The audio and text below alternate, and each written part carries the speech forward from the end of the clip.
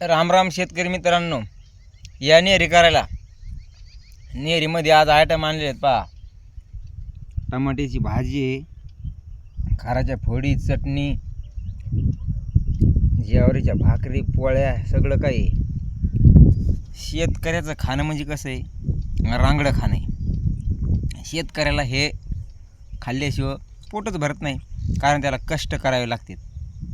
नाश्ता फिष्टा हे ऑफिशियल लोकांसाठी, कारण ते बैठे काम करते. आम्ही अंग मेहनत करतो, त्यामुळं आम्हाला हे दुधात चुरून भाकरी ठेसा खाल्ल्याशिवाय आम्हाला शेतकऱ्याला जमतच नाही. सांगायचा मुद्दा असा की हे खरा भारतीय आहार आहे. वरणपोळी, भात, भाजी काय असेल ते.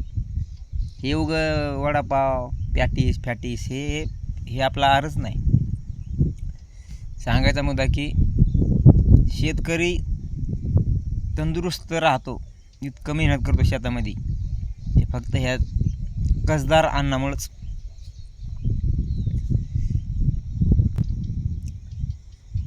त्यामुळंच म्हणलं या नेहरी करायला.